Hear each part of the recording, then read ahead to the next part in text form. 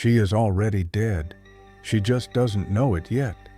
Right now, she is walking behind a smiling man with glasses through a forest in Germany. He promised to get her across the border to safety. She paid him everything she had. She trusts him because he looks harmless, because he knows the paths, and because she has no other choice. In 15 minutes, he will rape her, crush her skull with an axe, and bury her in a shallow grave. Then he will walk back to town and find another woman to kill. His name is Rudolf Pleil. For almost 2 years, between 1946 and 1947, he operates along the chaotic border between East and West Germany, offering desperate refugees safe passage to the West. At least 9 women pay him to save their lives. Instead, he murders them in the forest and takes their money. He does not kill out of rage. He does not kill to silence witnesses. He kills because, as he later admits in court, it is the only thing that truly satisfies him sexually. In 1950, standing trial for multiple murders, he will interrupt the prosecution and shout, "9? You only found 9 bodies? I killed 25? I am the greatest killer in Germany." He will sign his prison notebooks, "Rudolf Pleil, the Deathmaker, retired." This is the story of a man who turned war, chaos, and human desperation into a hunting ground.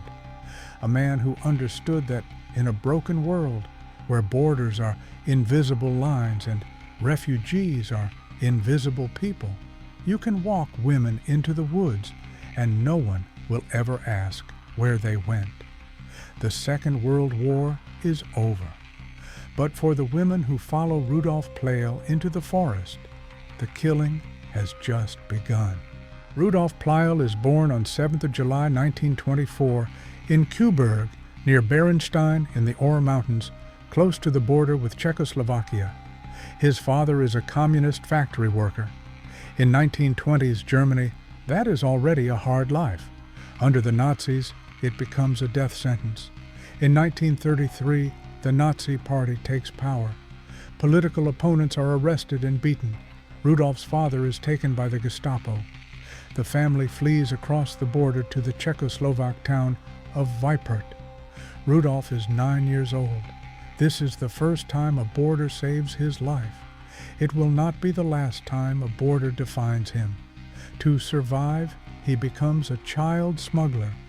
While other boys are learning to read, he is learning which forest trails avoid the patrols, which rocks mark the frontier, and how to move in darkness without being seen. The line between countries is not an abstraction to him. It is his school and his playground. Tragedy marks the family. His older brother dies. His younger sister has epilepsy and is forcibly sterilized by the Nazi racial laws. Rudolf himself suffers from epileptic seizures. In Nazi ideology, people like him are called inferior and defective. They are candidates for sterilization, institutionalization, or worse. He grows up knowing that the state sees him as a mistake. That knowledge does not make him careful, it makes him cold. Around the age of 7, he tortures and kills a cat, slowly, deliberately. No one forces him, no one encourages him.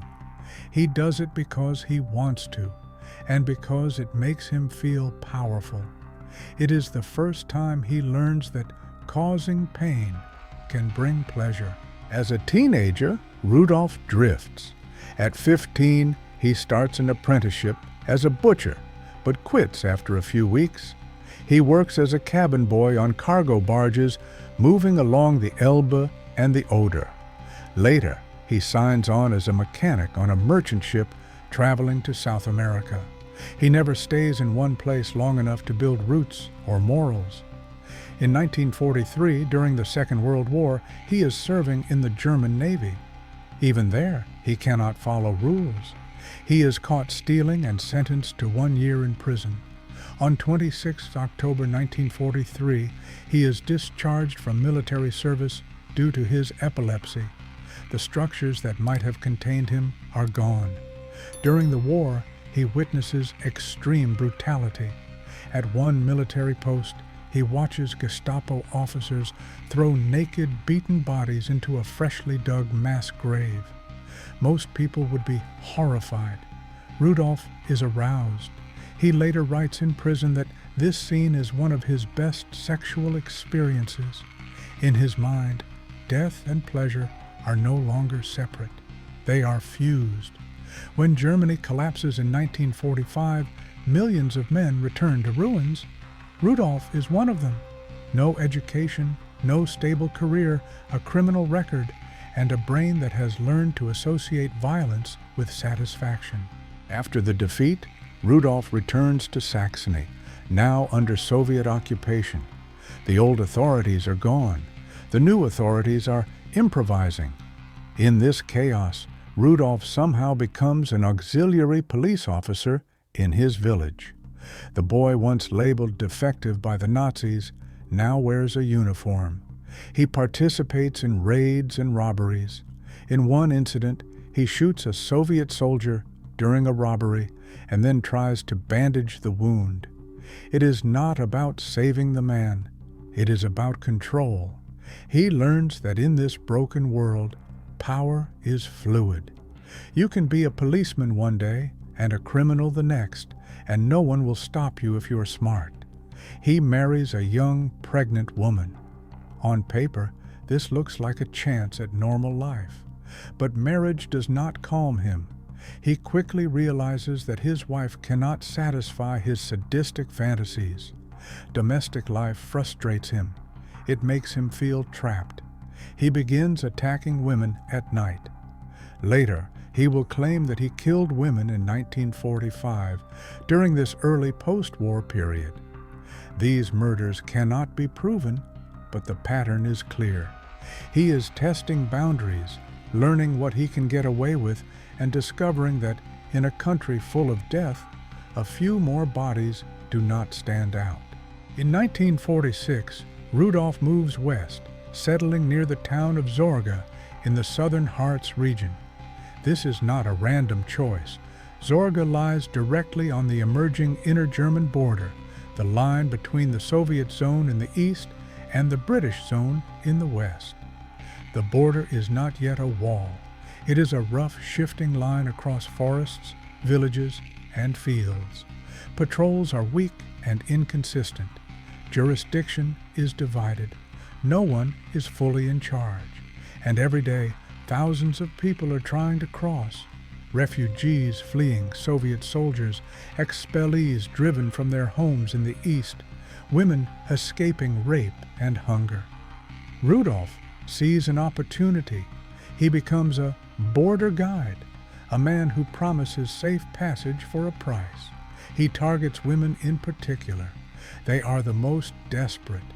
They have the most to fear from staying in the East, and they are the least likely to be missed if they disappear. He does not work alone. He partners with two men. One is Karl Hoffman, a brutal 30-something who is focused on robbery and profit. The other is 18-year-old Konrad Schussler, a former butcher's apprentice who is young, impressionable, and willing to follow orders. Together, they offer a simple service. We will get you across. The women pay them, they trust them, they follow them into the forest, and then the forest swallows them. March 1946. A woman in her early 30s is trying to escape to the west. She hires Rudolf Pleil to guide her through the border zone. She does not know his real intentions. She only knows that she is tired, scared, and desperate. Somewhere along the trail, far from roads and witnesses, Rudolf stops. He turns on her. He beats her to the ground. He rapes her. And then, with a single blow from an axe, he splits her skull open. Later, when he's asked why he killed her, he does not talk about robbery or fear of being identified. He says it clearly. It was necessary for my sexual satisfaction. This woman is not a random victim. She is the beginning of a pattern. Rudolf has learned that the border is the perfect place to kill. The forests are thick. The patrols are scattered. Jurisdiction ends at the zonal line. And the women he targets are refugees, people without fixed addresses or families nearby to report them missing. He buries her body in the woods and walks back to the village. No one stops him. No one asks where the woman went. The chaos of post-war Germany is his camouflage. Between March 1946 and April 1947, Rudolf and his accomplices kill again and again. The pattern is almost always the same: a woman trying to cross the border, a promise of safety, isolation in the forest, violence, rape, and death. On 19th July 1946, he crushes the skull of another 25-year-old woman with a hammer on a trail between Walkenried and Elric. Her body is left in the undergrowth. No one finds it for weeks. On 19th August 1946, in the border town of Hof, Rudolf and Hoffman lure a woman onto the grounds of a freight yard. Hoffman smashes her head with a blunt weapon while Rudolf rapes her. Then Hoffman slits her throat. They rob the body and leave it where it falls. On 2nd September 1946, near the Bergen crossing, Rudolf kills another woman with a stone and sexually assaults her corpse. Hoffman buries her in a shallow grave. In mid-September, they target a black market trader traveling from Trappstadt toward the border. Hoffman kills her in the forest, robs her, and then cuts off her head. This time, even Rudolf is disgusted.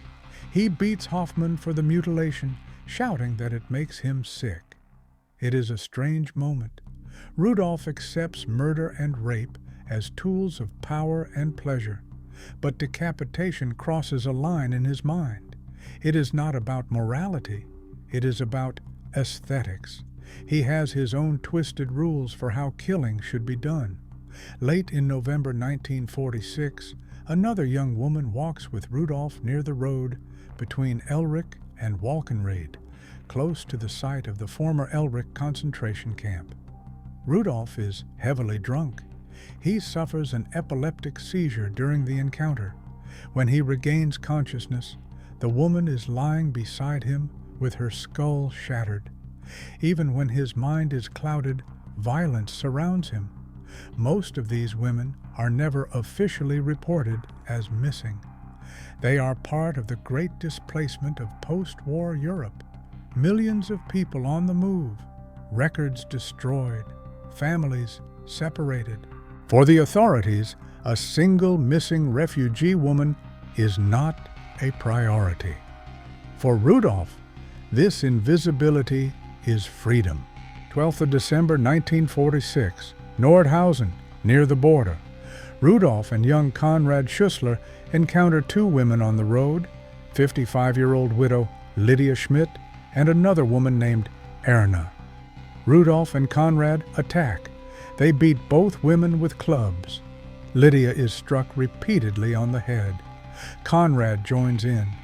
Erna helps rob the injured women of supplies and schnapps. Then Rudolf kneels over Lydia's bleeding, unconscious body and begins to assault her sexually. But the others are already walking away, and he does not finish. He leaves her for dead in the dirt. Hours later, Lydia Schmidt regains consciousness. Her skull is fractured. Her body is broken, but she is alive. She drags herself through the forest toward a road. Forestry workers find her and take her to a hospital. She survives. At the time, no one connects her attack to a broader pattern. The war has left Germany full of violent criminals, bandits, and desperate men. One brutal assault does not immediately suggest a serial killer. Lydia is treated, and the investigation stalls. But she remembers. She remembers Rudolf's face, his dialect, his glasses, the way he looked at her. And years later, that memory will destroy him. 2 days after the attack on Lydia Schmidt, on 14th of December 1946, Rudolf murders a 37-year-old woman near the small town of Wienenburg. He takes her to a trackman's hut, kills her, and pushes her body down into an old well. 5 days later, on 19th of December, he kills a 44-year-old widow in the same area. Her body, too, is dropped into a well. 2 women, 2 lives, 2 corpses hidden in darkness under the feet of an entire village. But the well does not stay silent. A local policeman notices something wrong. He discovers human remains and reports them to the criminal police in Braunschweig. There is no doubt. There are body parts in a well. Someone is killing women and using the water supply as a grave. This should have been the turning point. If the report had been taken seriously, the well could have been fully examined, the area sealed off, the pattern recognized. Instead, the warning is effectively ignored. No major search, no urgent hunt for a serial killer. The well is noted, then forgotten. While files are gathering dust in an office, Rudolf is still out in the forest, looking for victims. The system had him in its hand, twice. First in the water, where the women's bodies waited to be found. Then on paper, in the policeman's report. Both times, the state let him slip away. And because of that, more women would walk into the woods and never come back. On the 16th of January 1947, Rudolf and Hoffman approach a 20-year-old woman and offer to guide her into the Soviet zone. They lead her onto a road between Abendrode and Stapelberg. They rape and kill her, then throw her body into a stream. In mid-February 1947, they kill a 49-year-old woman in a forest near Gütersleben. Rudolf murders her. Hoffman robs the corpse. Around early March 1947, they target another young woman near Zorge. Hoffman kills her with a knife and cuts off her head. The body is later found in the British sector. The head is discovered separately. The mutilation makes identification almost impossible. Between 1945 and 1950, 13 police officers are murdered in the Harz border region. Law enforcement patrols only in groups. The area is considered too dangerous for solo patrols. Jurisdiction ends at the zonal line, and there is virtually no cooperation between East German and West German police. For a killer who knows the terrain, this is paradise. Rudolf is hunting in a zone where the state barely exists. On 18th April 1947, the border finally bites back, not through police work, but through a mistake Rudolf cannot hide. This time, the victim is not a refugee woman with no papers and no one to search for her. It is a commercial traveler from Hamburg named Hermann Bennen, a man with a name, contacts, and a place to be expected. A dispute erupts at a border crossing. Rudolf is drunk. Years of getting away with murder have made him careless. The argument turns violent. He kills Bennen with an axe, then dismembers the body and throws the parts into the Zorge stream. Unlike so many of his female victims, Bennen is missed. People ask questions. An investigation follows a clear trail. Rudolf is arrested. Yet even now, the authorities still do not see the full picture.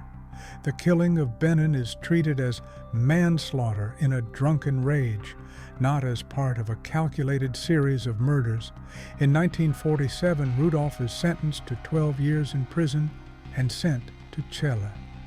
The border killer is behind bars, but officially he is only a drunk who went too far once. The women in the wells, in the streams, and under the forest floor are still not counted. In prison, Rudolf does not stay quiet. He fills notebooks with his life story, emphasizing his own cleverness and brutality. One manuscript is titled Mein Kampf, My Struggle, deliberately echoing Hitler. He signs it, Rudolf Pleil, the Deathmaker, retired. In these writings, he claims responsibility for 25 killings. He describes murders in detail, often framing them as achievements. He writes another text promising that he will kill without mercy, including children and the elderly, and that people will talk about him for 100 years. He does not write out of guilt. He writes to build a legend. He also begins playing games with the authorities. At one point, he sends an application for the position of state executioner. In his letter, he suggests that if they doubt his qualifications, they should check a particular well. When the well is inspected, a strangled corpse is found inside. He writes letters to officials offering to reveal burial sites in exchange for trips outside the prison. The locations of his victims are bargaining chips. Their bodies are his currency. These writings are not confessions in the traditional sense. They are performances. Rudolf wants to be feared, remembered, and admired. He believes that his ability to kill makes him exceptional. He is not ashamed. He is proud. While Rudolf is building his myth on paper, one woman outside the prison walls is preparing to tear it down. Lydia Schmidt, the widow he beat, robbed, and sexually assaulted in December 1946, goes to the police. She has recovered from her injuries. She remembers everything. She describes the man who attacked her, his appearance, his dialect, his behavior. She identifies Rudolf Pleil. Her testimony changes everything. Investigators begin re-examining unsolved cases, unidentified bodies, and missing women from the border region. They correlate Rudolf's boastful writings with real crimes. They return to the wells at Wienenberg, to the forests near Zorge, to the streams where bodies were found. Slowly, a picture emerges. The man in Celle prison is not just a drunk who killed a salesman. He is a serial murderer who turned the border into a graveyard. The notebooks he wrote to glorify himself are now being used as evidence against him. His need to brag has become his downfall. 31st October 1950. The regional court in Braunschweig opens a major trial.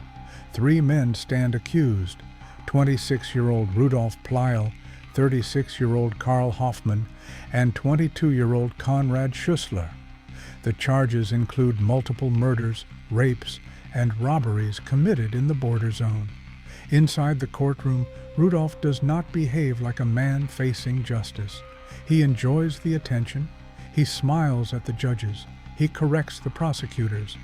When they list 9 murders, he interrupts. 9? That's insulting. I killed 25. You only found 9 bodies because you're not good enough to find the rest. I am the greatest killer in Germany.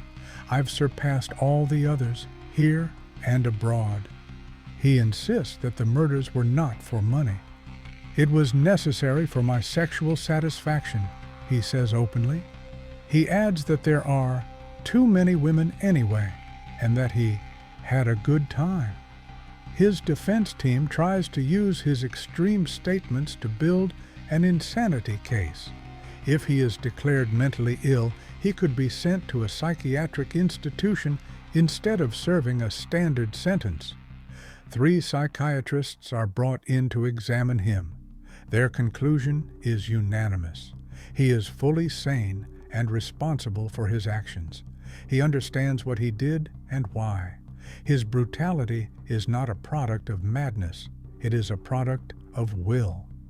A court stenographer named Jutta Schultz later recalls him in detail. She describes a man whose age is hard to guess, with very thin hair and small round glasses, speaking in broken German, always carrying a small folder for notes. She calls him self-assured and methodical. He was a sadist, she says. He planned everything. He would calmly say, "I will find a woman, rob her, and then kill her, as if it were a logical process. On 17 November 1950, the verdict is announced. All 3 defendants are found guilty of multiple murders. Rudolf Pleil and Karl Hoffmann receive life sentences. Konrad Schussler is also convicted. Hoffmann will die in prison in 1976. Schussler will eventually be pardoned and released decades later.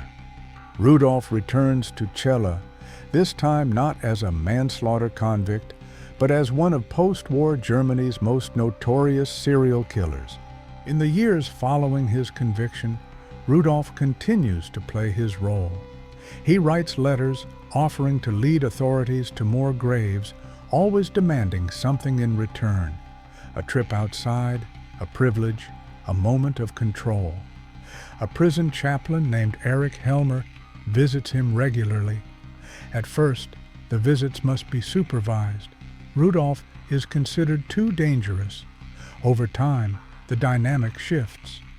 One day, Helmer finds Rudolf crying in his cell. He has received a letter from Christian women in England who tell him they are praying for his soul. The idea that strangers care about him shakes something loose.